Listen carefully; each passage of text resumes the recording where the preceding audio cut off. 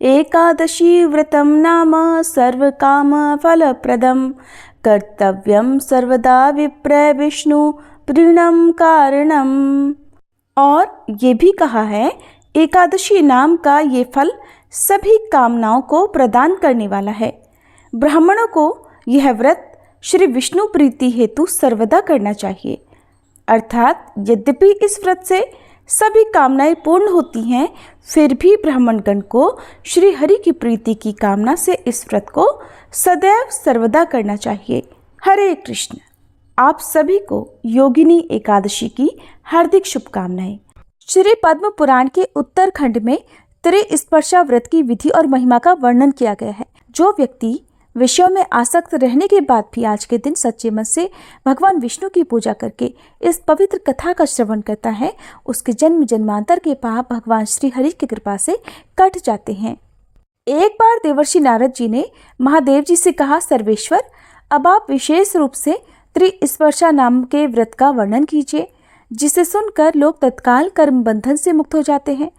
तब महादेव जी ने कहा, विद्वन, पूर्व काल में संपूर्ण लोकों के हित की इच्छा से सनत कुमार जी ने व्यास जी के प्रति इस व्रत का वर्णन किया था। यह व्रत संपूर्ण पाप राशि का दमन करने वाला और महान दुखों का विनाशक है। विप्र, त्रिस्पर्शा नामक महान व्रत संपूर्ण कामनाओं का दाता माना गया है। ब्राह्मणों के लिए तो मोक्षदायक भी है। महामुने, जो प्रतिदिन त्रिस्पर्शा का नामोच्चारण करता है, उसके समस्त पापों का क्षय हो जाता है। देवाधिदेव भगवान ने मोक्ष प्राप्ति के लिए इस व्रत की सृष्टि की है, इसलिए इसे वैष्णवी तिथि भी कहते हैं। इंद्रियों का निग्रह न होने से मन में स्थिरता नहीं आती और मन की यह अस्थिरता ही मोक्ष में बाधक होती है। हे ब्राह्मण, जो ध्यान धारणा से वर्जित, विषय पारायण और काम भोग में आसक्त हैं, उनके लिए एकमात्र त्रिस्पर्शा ही मोक्षदायिनी है। हे मुनिवर, पूर्व काल में जब चक्रधारी श्री विष्णु के द्वारा क्षीर सागर का मंथन हो रहा था, उस समय चरणों में पड़े हुए देवताओं के मध्य में ब्रह्मा जी से मैंने ही इस व्रत का वर्णन किया था। जो लोग विषयों में आसक्त रहकर भी त्रिस्पर्शा का व्रत करेंगे, उनके लिए भी मैंने मोक्ष का अधिकार दे रखा है। नारद, तुम इस व्रत का अनुष्ठान करो, क्योंकि त्रिस्पर्शा मोक्ष देने वाली है। महामुने, बड़े बड़े मुनियों के समुदाय ने इस व्रत का पालन किया है। यदि कार्तिक शुक्ल पक्ष में सोमवार या बुधवार से युक्त त्रिस्पर्शा एकादशी हो, तो वह करोड़ों पापों का नाश करने वाली है। विप्रवर, और पापों की तो बात ही क्या है, त्रिस्पर्शा के व्रत से ब्रह्म हत्या आदि महापाप तक नष्ट हो जाते हैं। प्रयाग में मृत्यु होने से और द्वारका में श्री कृष्ण के निकट गोमती में स्नान करने से शाश्वत मोक्ष प्राप्त होता है, परंतु त्रिस्पर्शा का उपवास करने से घर पर भी मुक्ति हो जाती है। इसलिए हे विप्रवर, तुम मोक्षदायिनी त्रिस्पर्शा के व्रत का अवश्य अनुष्ठान करो।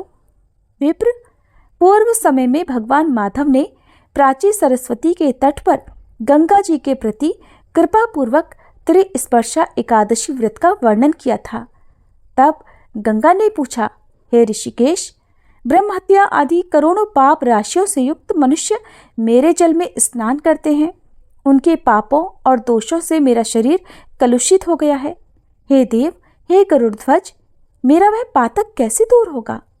तब प्राची माधव बोले, हे शुभे, तुम त्रिस्पर्शा का व्रत करो। यह 100 करोड़ तीर्थों से भी अधिक महत्वशालिनी है। करोड़ों यज्ञ, व्रत, दान, जप, होम और सांख्य योग से भी इसकी शक्ति बढ़ी हुई है। ये धर्म, अर्थ, काम और मोक्ष, इन चारों पुरुषार्थों को देने वाली है।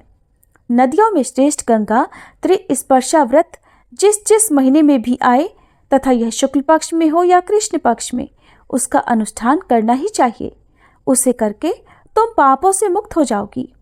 जब एक ही दिन एकादशी, द्वादशी और रात्रि के अंतिम पहर में त्रयोदशी भी हो, तो उसे त्रिस्पर्शा समझना चाहिए। उसमें दशमी का योग नहीं होता। हे देवनदी, एकादशी व्रत में दशमी वेद का दोष में नहीं क्षमा करता। ऐसा जानकर दशमी युक्त एकादशी का व्रत नहीं करना चाहिए। उसे करने से करोड़ों जन्मों के किए हुए पुण्य तथा संतान का नाश होता है। वह पुरुष अपने वंश को स्वर्ग से गिराता और रौरव आदि नरकों में पहुंचाता है। अपने शरीर को शुद्ध करके मेरे दिन एकादशी का व्रत करना चाहिए। द्वादशी मुझे अत्यंत प्रिय है और मेरी आज्ञा से इसका व्रत करना अत्यंत उचित है। गंगा जी बोली, हे जगन्नाथ, आपके कहने से मैं त्रिस्पर्शा का व्रत अवश्य करूंगी। आप कृपया मुझे इसकी विधि बताइए। तब प्राची माधव ने कहा, सरिताओं में उत्तम गंगा देवी, सुनो, मैं त्रिस्पर्शा का विधान बताता हूँ। इसका श्रवण मात्र करने से भी मनुष्य पातकों से मुक्त हो जाता है। अपने वैभव के अनुसार 1 या आधे पल सोने की मेरी प्रतिमा बनवानी चाहिए। इसके बाद एक तांबे के पात्र को तिल से भरकर रखे हुए और जल से भरे हुए सुंदर कलश को स्थापित करें, जिसमें पंचरत्न मिलाए गए हों। कलश को फूलों की मालाओं से सजाकर कपूर आदि से सुवासित करें। इसके बाद भगवान दामोदर को स्थापित करके उन्हें स्नान कराएं और चंदन चढ़ाएं। फिर भगवान को वस्त्र धारण कराएं। इसके बाद पुराणोक्त सामयिक सुंदर पुष्प और कोमल तुलसी दल से भगवान का पूजन करें। उन्हें छत्र और उपानह अर्थात जूतियां अर्पण करें। मनोहर नैवेद्य और बहुत से सुंदर सुंदर फलों का भोग लगाएं। यज्ञोपवीत तथा नूतन और सुदृढ़ उत्तरीय वस्त्र पहनाएं। सुंदर ऊंची बांस की छड़ी भी भेंट करें। दामोदराय नमः कहकर दोनों चरणों की, माधवाय नमः से दोनों घुटनों की, कामप्रदाय नमः से गुदा भाग की और वामन पूर्ते नमः कहकर कटी भाग की पूजा करें। पद्मनाभाय नमः से नाभि की, विश्वमूर्ते नमः से पेट की, ज्ञान गम्याय नमः से हृदय की, वैकुंठ गामिने नमः से कंठ की, सहस्त्र बाहवे नमः से बाहुओं की, योग रूपिणे नमः से नेत्रों की, सहस्त्र शीर्षणे नमः से सिर की और माधवाय नमः कहकर संपूर्ण अंगों की पूजा करनी चाहिए। इस प्रकार विधिवत पूजा करके विधि के अनुसार अर्घ्य देना चाहिए। जल युक्त शंख के ऊपर सुंदर नारियल रखकर उसमें रक्षा सूत्र लपेट दें। फिर दोनों हाथों में वह शंख आदि लेकर इस प्रकार कहें कि हे जनार्दन, यदि आप सदा स्मरण करने पर मनुष्य के सब पाप हर लेते हैं तो देव मेरे दुस्वप्न, अपशकुन, मानसिक दुश्चिंता, नारकीय भय और दुर्गति जन्य त्रास हर लीजिए। महादेव, देवेश्वर, मेरे लिए इहलोक तथा परलोक में जो भय है उनसे मेरी रक्षा कीजिए और यह अर्घ्य ग्रहण कीजिए। आपको नमस्कार है। हे दामोदर, सदा आप में ही मेरी भक्ति बनी रहे। इसके बाद धूप, दीप और नैवेद्य अर्पण करके भगवान की आरती उतारें। उनके मस्तक पर शंख घुमाएं। ये सब विधान पूरा करके सद्गुरु की पूजा करें। उन्हें सुंदर वस्त्र, पगड़ी और अंगा दें। साथ ही जूते, छत्र, अंगूठी, कमंडल, भोजन, पान, सप्त धान्य और दक्षिणा भी दें। गुरु और भगवान की पूजा के बाद श्री हरि के समीप जागरण करें। जागरण में गीत, नृत्य और अन्यान्य उपचारों का भी समावेश रहना चाहिए। इसके बाद रात्रि के अंत में विधि पूर्वक भगवान को अर्घ्य देकर स्नान आदि कार्य करके ब्राह्मणों को भोजन कराने के बाद स्वयं भोजन करें। महादेव जी कहते हैं, हे ब्राह्मण, त्रिस्पर्शा व्रत का यह अद्भुत उपाख्यान सुनकर मनुष्य गंगा तीर्थ में स्नान करने का पुण्य फल प्राप्त करता है।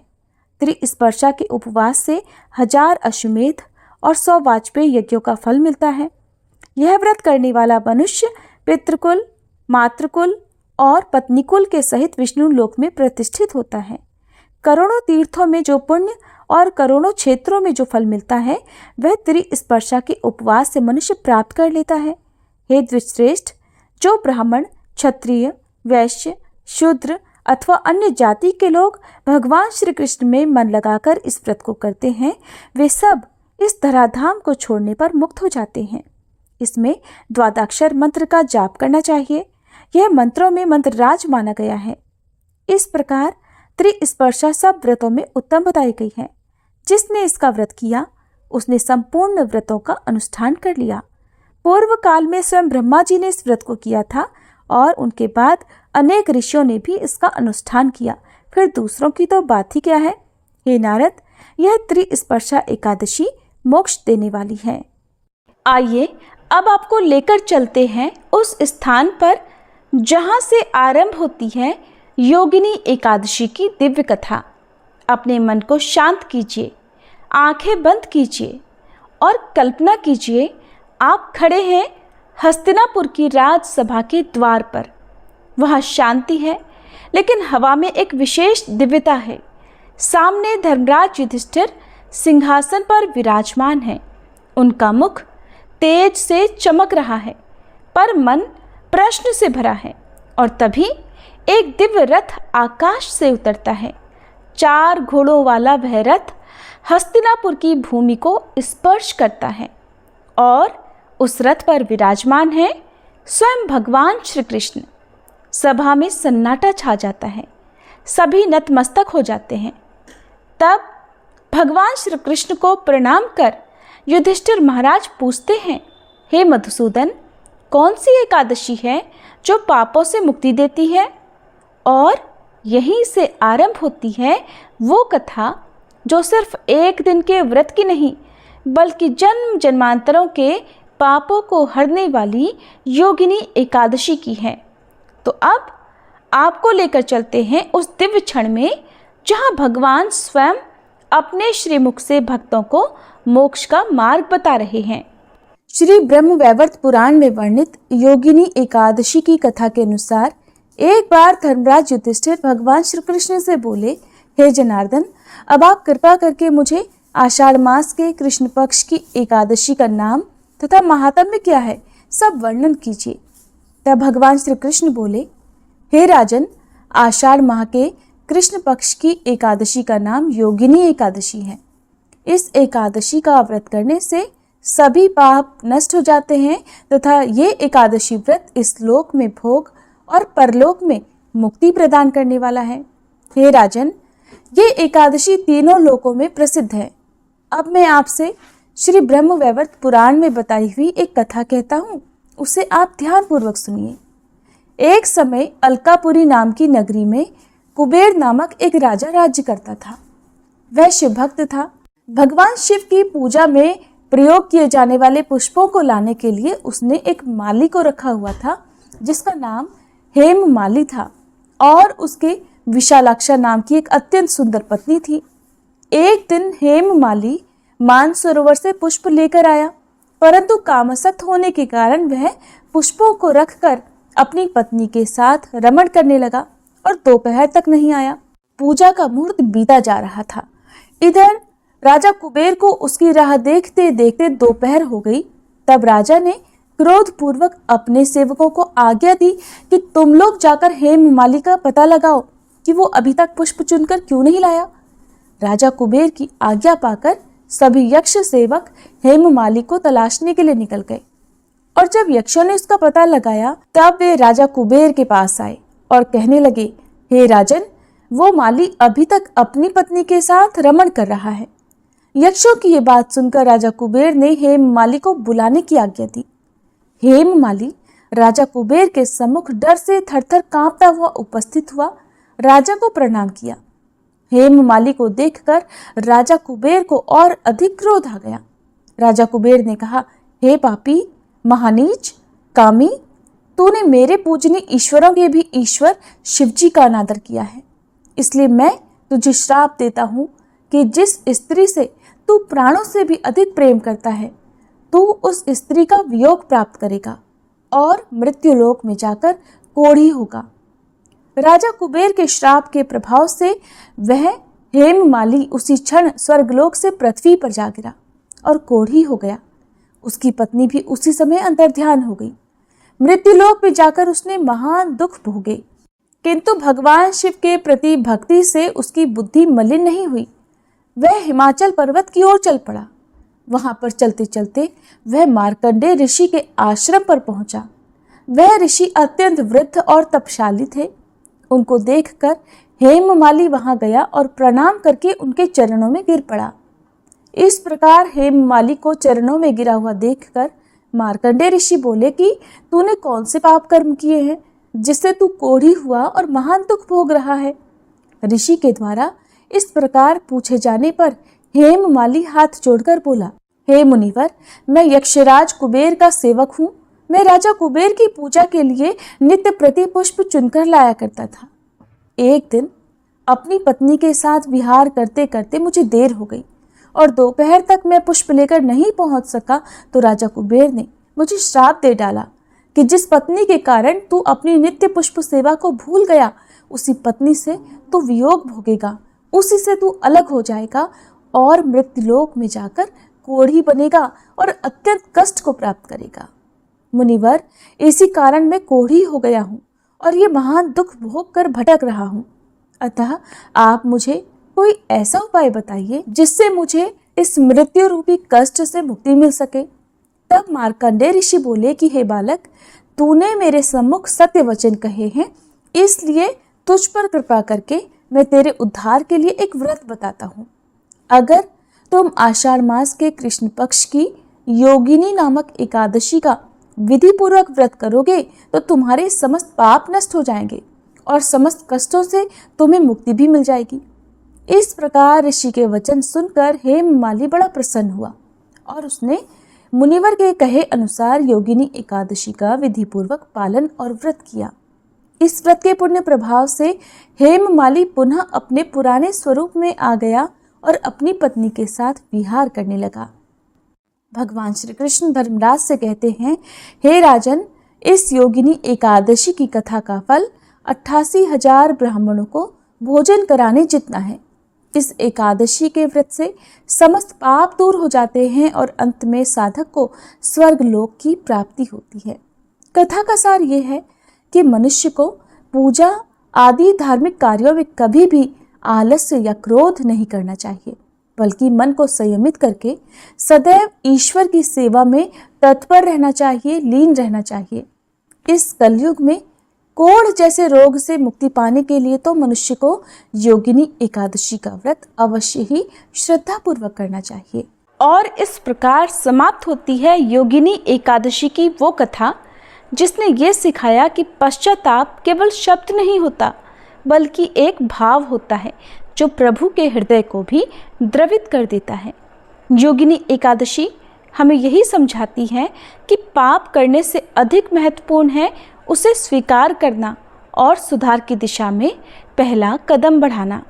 अगर आपने भी जीवन में कभी गलती की हो और आपको लगता हो कि आप ईश्वर के योग्य नहीं बचे, तो बस एक बार सच्चे मन से प्रभु को पुकार कर देखिए, वे द्वार खोले खड़े मिलेंगे। आइए इस पावन तिथि पर हम सब भी ये संकल्प लें कि हम अपने जीवन को शुद्ध, सरल और प्रभु के चरणों के योग्य बनाएंगे।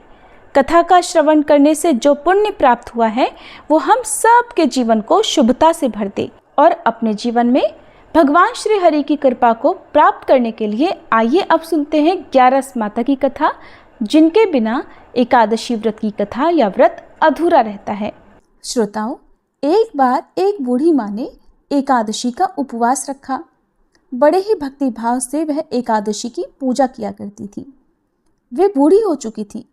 उन्हें वृद्धावस्था में कोई भी ऐसी वस्तु नहीं चाहिए थी जो वे एकादशी का उपवास रखती, क्योंकि एकादशी का उपवास रखने से तो श्री हरि की कृपा से सब कुछ मिल जाता है। वो बूढ़ी माँ तो अपने बच्चों के लिए, अपने परिवार की सुख सुविधा के लिए इतना कठिन व्रत रखती थी। वे दिन भर तो बड़ा कठिन मन करके और अपनी प्यास को किसी तरह से रोके रही, क्योंकि एकादशी के व्रत में वो जल की एक बूंद भी ग्रहण नहीं करती थी। द्वादशी को ही जल पीकर वो अपने व्रत का पारणा किया करती थी। दिन भर उन्होंने किसी प्रकार अपने मन को संयमित रखा, पूजा पाठ की, व्रत की कथा पढ़ी सुनी और फिर पंडित जी को मिट्टी के एक पात्र में भरकर पानी और मौसमी फल दान में दिए। दोना भरकर शक्कर भी वितरित की। उन्हें गर्मी के कारण बड़ी बेचैनी हो रही थी। एक तो निराहार और निर्जल रहकर उपवास रखा था और ऊपर से प्यास भी अधिक सता रही थी। इस कारण उन्होंने सोचा कि चलो पानी में बैठूं, शायद थोड़ी शांति मिले। ये सोचकर वह पानी में बैठी रही, पानी से बार बार कुल्ला करती और मुंह हाथ धोती रही।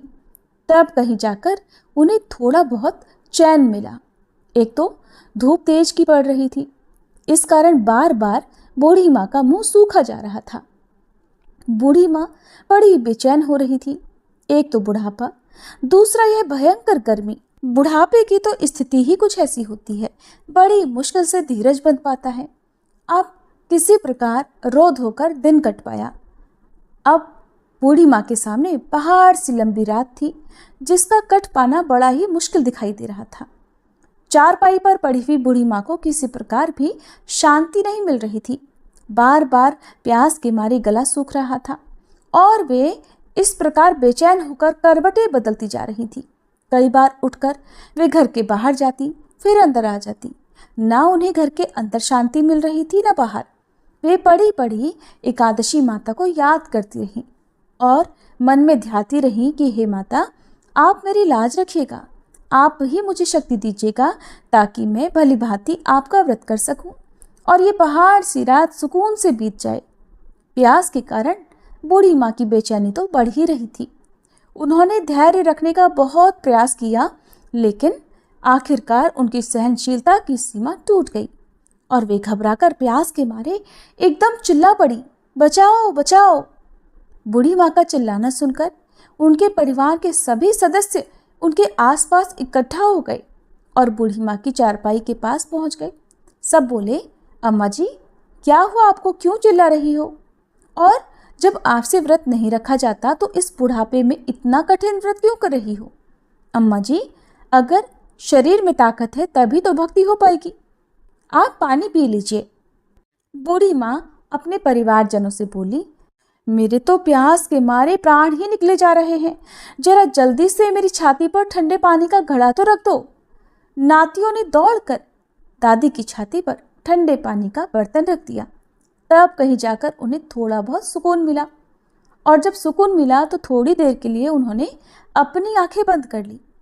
इधर एकादशी माता सोचने लगी, ये है तो बूढ़ी माँ, लेकिन बड़े नियम से मेरा व्रत रखती हैं, चलकर इनकी परीक्षा लेनी चाहिए।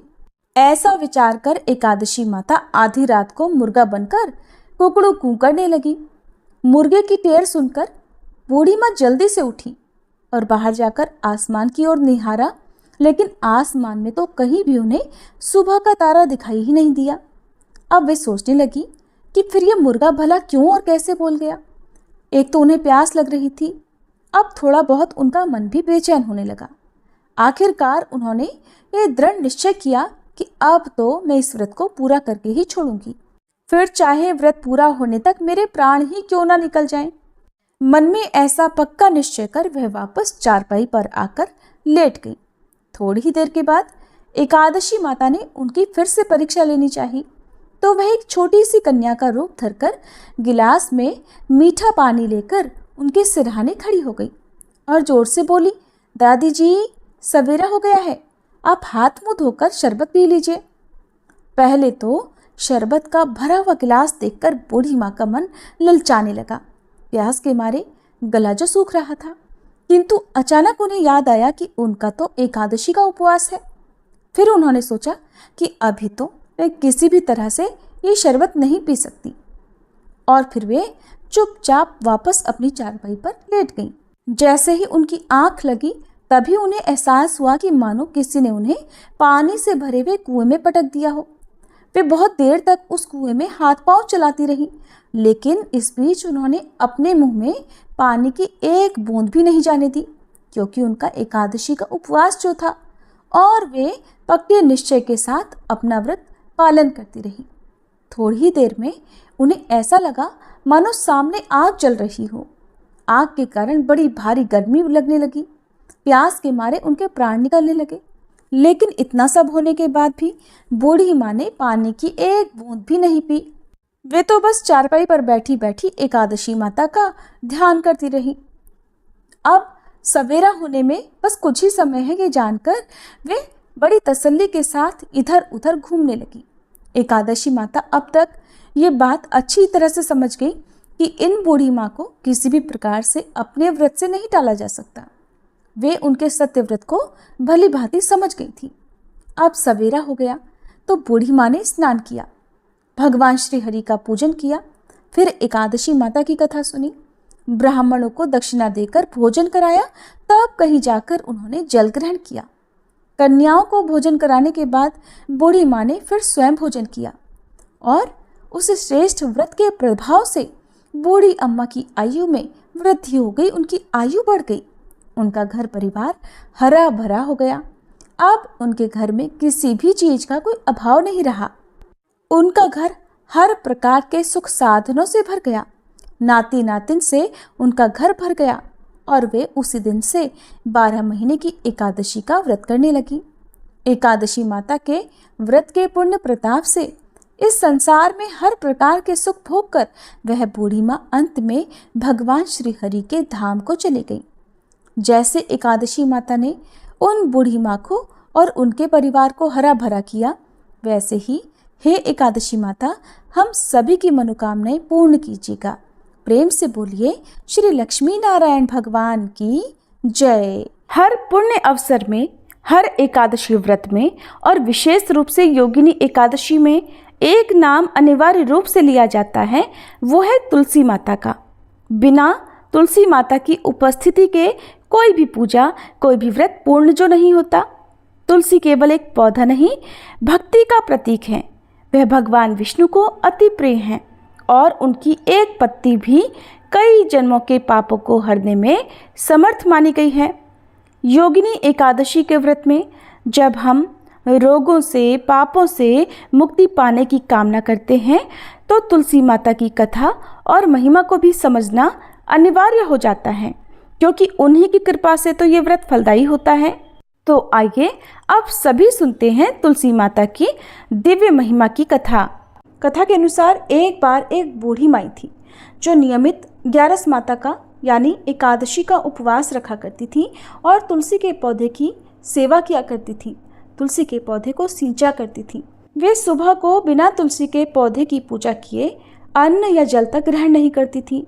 जब भी वह बूढ़ी माई तुलसी के पौधे को सींचती तो तुलसी माता से कहती, हे तुलसी माता, सत की दाता, मैं तेरा बिरवा सींचती हूँ, मुझे बहू दे, पीले रंग की धोती दे, मीठा ग्रास दे, वैकुंठ में वास दे, अच्छी मौत दे, चंदन का काठ दे, अच्छा राज दे, खाने को दाल भात दे और 11 के दिन कृष्ण का कांधा दे। बूढ़ी माई की ये बात सुनकर तुलसी माता सूखने लगी। तुलसी माता को इस प्रकार सूखता देखकर एक दिन भगवान कृष्ण ने पूछा, हे तुलसी, तुम दिन प्रतिदिन क्यों सूखती जा रही हो? तब तुलसी माता ने कहा कि बस मेरे मन की मत पूछो प्रभु। भगवान कहने लगे, मैं नहीं पूछूंगा तो कौन पूछेगा? तब तुलसी माता कहती हैं कि हे प्रभु, एक बूढ़ी माई आती है और अपनी बात कहकर चली जाती है।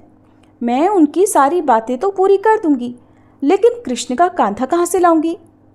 तब भगवान श्री कृष्ण बोले कि वो बूढ़ी माई मरेंगी तो मैं अपने आप ही कांधा देने आ जाऊंगा, तुम बूढ़ी माई से ये बात कह देना। और इसके कुछ समय बाद वह बूढ़ी माई मर गई। बूढ़ी माई के मरने पर सारा गांव इकट्ठा हो गया और उनका अंतिम समय आने पर जब उन्हें उठाने लगे तब तो वह बहुत भारी हो गई, जिससे वो किसी से उठाए ना उठ सकी। सभी कहने लगे, ये तो बहुत धर्मात्मा थी, बहुत संस्कारी थी, खूब पूजा पाठ करती थी, कोई पाप तक इन्होंने नहीं किया, फिर ये इतनी भारी कैसे हो गई? तभी बूढ़े ब्राह्मण के भेष में वहाँ भगवान श्री कृष्ण आए और कहने लगे कि भीड़ कैसी है? तब गांव वाले बोले कि एक बूढ़ी माई मर गई है और आज एकादशी का दिन है। वो इतनी पापिन थी कि उसकी अर्थी उठाई नहीं उठ रही, ये तो बहुत भारी हो गई है। भगवान बोले कि मुझे इनके कान में कुछ कह लेने दो, फिर ये उठ जाएंगी। तब भगवान श्री कृष्ण बूढ़ी माई के पास गए और चुपके से उनके कान में कहा, हे बूढ़ी माई, तू अपने मन की कर ले, पीताम्बर की धोती ले, मीठा मीठा ग्रास ले, वैकुंठ में वास ले, चटक की चाल ले, चंदन का काठ ले, झालर की झनकार ले, दाल भात को जीम और श्री कृष्ण का कांधा ले। भगवान की सारी बातें सुनकर बूढ़ी माई तो हल्की हो गई और तब भगवान कृष्ण उन्हें अपने कांधे पर लेकर गए। इस प्रकार बूढ़ी माई को मुक्ति मिल गई और वह वैकुंठ लोक को चली गई। हे तुलसी माते, जैसे आपने उन बूढ़ी माई को मुक्ति दी, ऐसे ही सभी को मुक्ति देना। जैसे भगवान कृष्ण ने उन्हें कांधा दिया, वैसा ही हम सबको भी देना। प्रेम से बोलिए श्री कृष्ण भगवान की जय, तुलसी माता की जय। जय जय तुलसी भगवती सत्यवती सुखदानी, नमो नमो हरिप्रेसी श्री वृंदावन खानी। श्री हरिशीष विरजनी देहु अमर वर अम्ब, जनहित है वृंदावनी, अब न करहु विलंब। धन्य धन्य श्री तुलसी माता, महिमा अगम सदा श्रुति गाता। हरि के प्राण हूँ से तुम प्यारी, हरहि हेतु कीन्हो तब भारी। जब प्रसन्न है दर्शन दीन हो, तब कर जोरी विनय उस कीन्हो। हे भगवंत कंत मम होहु, दीन जानि जानि छाड़हु छोहु। सुनि लक्ष्मी तुलसी की बानी, दीन हो श्राप कंठ पर आनी। उस अयोग्य वर मांगन हारी, हो बिटप तुम जड़ तनुधारी। सुनि तुलसी ही श्रव्यो तेहि ठामा, करहु वास तुहु नीचन धामा। दियो वचन हरि तब तत्काला, सुनहु सुमुखी जानी होहु बिहाला। समय पाई ब्योहरो पापी तोरा, पूजहि आस वचन सत मोरा। तब गोकुल मह गोप सुदामा, तासु भई तुलसी तू बामा। कृष्ण रास लीला के माही, राधे शक्यो प्रेम लखि नाही। दियो श्राप तुलसी तत्काला, नर लोकहि तुम जन्महु बाला। यो गोप वह दानव राजा, शंख चूर्ण नामक शिर ताजा। तुलसी भई तासु की नारी, परम सती गुण रूप अगारी। अस द्वै कल्प बीति जब गयहु, कल्प तृतीय जन्म तब भयहु। वृंदा नाम भयो तुलसी को, असुर जलंधर नाम पति को। कर अति द्वंद अतुल बल धामा, कीन्हा शंकर से संग्रामा। जब निज सैन्य सहित शिव हारे, मरहि न तब हर हर ही पुकारे। पतिव्रता वृंदाती नारी, को न सके पति ही संहारी। तब जलंधर ही भेष बनाई, वृंदा ढिग हरि पहुँचो जाई। शिव हित लहि करि कपट प्रसंगा, कियो सतीत्व धर्म तो ही भंगा। भयो जलंधर कर संहारा, सुनी उर शोक उपारा। तिहि क्षण दियो कपट हरि टारी, लखि वृंदा दुख गिरा उचारी। जलंधर जस हत्यो भीता, सोई रावण तस हरहि सीता। अस प्रस्तर सम हृदय तुम्हारा, धर्म खंडी मम पति संहारा। यही कारण लहि श्राप हमारा, होवे तनु पाषाण तुम्हारा। सुनि हरि तुरत ही वचन उचारे, दियो श्राप बिना विचारे। लख्यो ना निज कर दूत पति को, छलन चाहियो जब पार्वती को। जड़ मति तुह अस हो जड़ रूपा, जग में तुलसी बिटप अनूपा। धग्व रूप हम शाली ग्रामा, नदी गंडकी बीच ललामा। जो तुलसी दल हम ही चढ़ई है, सब सुख भोग परम पद पई है। बिनु तुलसी हरि जलत शरीरा, अतिशय उठत शीश उर पीरा। जो तुलसी दल हरि शिर धारत, सो सहस्त्र घट अमृत डारत। तुलसी हरि मन रंजनिहारी, रोग दोष दुख भंजनिहारी। प्रेम सहित हरि भजन निरंतर, तुलसी राधा में नाही अंतर। व्यंजन हो 56 प्रकारा, बिन तुलसी दल ना हरहि प्यारा। सकल तीर्थ तुलसी तरु छाही, लहत मुक्ति जन संशय नाही। कवि सुंदर इक हरि गुण गावत, तुलसी निकट सहस गुण पावत। बसत निकट दुर्वासा धामा, जो प्रयास ते पूर्व ललामा। पाठ करहि जो नित नर नारी, हो ही सुख भाषहि त्रिपुरारी। तुलसी चालीसा पढ़ी तुलसी तरु गृहधारी। दीप दान करी पुत्र फल पावहि बंध्यहु नारी। सकल दुख दरिद्र हरिहार हुए परम प्रसन्न। आशय धन जन लड़ही कर बसहि पूर्णा अत्र। लाही अभिमत फल जगत महिलाहि पूर्ण सब काम। जेई दल अर्पहि तुलसी तह सहस बसहि हरि राम। तुलसी महिमा नाम लख तुलसी सूत सुख राम। मानस 40 रच्यो जग मह तुलसीदास। प्रेम से बोलिए तुलसी महारानी की जय। तुलसी महारानी नमो नमो। हरि की पटरानी नमो नमो। तुलसी महारानी नमो नमो। धन तुलसी पूरण तप कीनो। शालिग्राम बनी पटरानी नमो नमो। तुलसी महारानी नमो नमो। हर की पटरानी नमो नमो। जाके पत्र मंजरी कोमल। श्रीपति कमल चरण लपटानी नमो नमो। तुलसी महारानी नमो नमो। हरि की पटरानी नमो नमो। कौन महीने बोई रानी तुलसा। कौन महीने हुई हरियाली नमो नमो। तुलसी महारानी नमो नमो। हर की पटरानी नमो नमो। कौन महीने हुई तेरी पूजा। कौन महीने हुई पटरानी नमो नमो। तुलसी महारानी नमो नमो। आषाढ़ मास में बोई रानी तुलसा। सावन महीने हुई हरियाली नमो नमो। तुलसी महारानी नमो नमो। हरि की पटरानी नमो नमो। कार्तिक मास में हुई तेरी पूजा।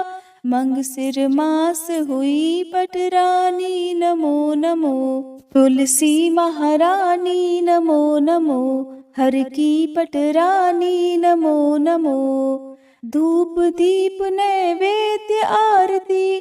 पुष्पन की वर्षा बरसानी नमो नमो। तुलसी महारानी नमो नमो। हर की पटरानी नमो नमो। 56 भोग 36 व्यंजन। बिन तुलसी हरि एक न मानी नमो नमो। तुलसी महारानी नमो नमो। हरि की पटरानी नमो नमो। जो तुलसी को सवेरे गाए। श्री कृष्ण के दर्शन पाए नमो नमो। तुलसी महारानी नमो नमो। हर की पटरानी नमो नमो। जो तुलसी को दोपहर गाए। खीर खांड का भोग लगाए नमो नमो। तुलसी महारानी नमो नमो। हर की पटरानी नमो नमो। जो तुलसी को सांझ को गाए। श्री कृष्ण की आरती उतारे नमो नमो। तुलसी महारानी नमो नमो। हर की पटरानी नमो नमो। जो तुलसी को रात को गाए। श्री कृष्ण के चरण दबाए नमो नमो। तुलसी महारानी नमो नमो। हर की पटरानी नमो नमो। सब सखी मैया तेरो यश गावे। भक्ति दान दी जय महारानी नमो नमो। तुलसी महारानी नमो नमो।